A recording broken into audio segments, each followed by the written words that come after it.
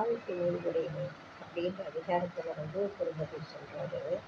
இந்த அதிகாரம் முழுசும் அதே கருத்தை விதவிதமாக சொல்கிறாரு. நம்ம 3வது குறள் எடுத்துக்கிறோம். வாழ்வினை உடைமைன்ற அதிகாரத்தில் 3வது குறள். அது திருக்குறளில் பார்க்கும்போது 613வது குறள்.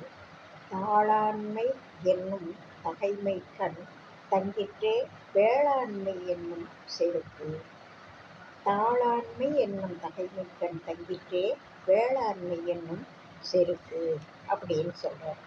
இப்போது தாளாண்மை அப்படின்றது ஒரு விடாமுயற்சியாக ஒரு செயல் நம்ம செய்யணும். ஒரு செயலை செய்யணும் அப்படின்னு நினச்சிட்டோம்னா செய்யணுமா வேணாமா, சரியா தவறா அது யோசிக்கலாம். செய்யணும் அப்படி, இது சரிதான், இது தேவைதான் அப்படின்னு நம்ம முயற்சி எடுத்து செய்ய ஆரம்பிக்கிறோம்னா நடுவில் நிறுத்தாமல் விடாமுயற்சியாக செய்யணும். அப்போ தான் எந்த செயல்லையும் வெற்றியை தொட முடியும்.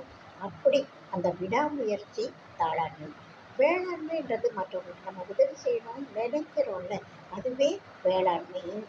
செருக்கு அப்படின்னா அது ஒரு செருக்குன்னா சில இடங்களில் கர்வம், தப்பெண்ணி அப்படி சில இடங்களை பொறுத்து பொருள் வரும்.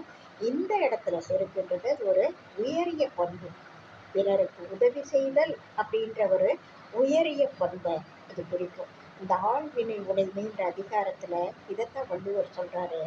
மற்றவங்களுக்கு நம்ம உதவி செய்யணும் அப்படின்ற சிறந்த ஒரு பண்பு இருக்குது, ஒரு உயரிய பண்பு இருக்குது அப்படின்னா அது எங்கே நிலச்சி இருக்குன்னா விடாமுயற்சி அப்படின்ற சிறந்த குணத்தில் தான் இந்த உதவி செய்தல், பிறருக்கு உதவி செய்தல் அப்படின்றது நிலை பெற்றிருக்கு. ஏன்னா நம்ம ஆரம்பிக்கலாம், ஏதோ ஒரு தடை வரலாம், பிறர் ஏதோ சொல்லலாம், நம்ம மனசுலேயே பல சபலங்கள் சந்தேகங்கள் வரலாம்.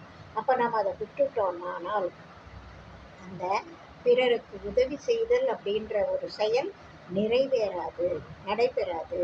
இப்போ கர்ணன் எதையோ கொடை கொடுத்தான் அப்படின்னா யாரையும் எதையும் பார்த்து கணக்கு பண்ணி கொடை கொடுக்கணும்னு நினைச்சான், கொடுத்தான். அதுவும் காலதாமதம் இல்லாமல் சாப்பிட்டுட்டு இருக்கிற போது ஒருத்தர் ஒன்று கேட்குறாங்கன்னா எழுந்து ஒரு கையால் கொடுத்துட்டு வந்து சாப்பிட்றது அப்படின்ற அளவுக்கு மிகப்பெரிய வள்ளலாக இருந்தான். அதனால தான் கர்ணனுக்கு ஈடாக இன்னும் வள்ளல் இல்லை. அது மாதிரி ஒரு செயல் செய்யணும்னா காலம், நேரம், இடம், கணக்கு வழக்கு எதையும் பார்க்கக்கூடாது.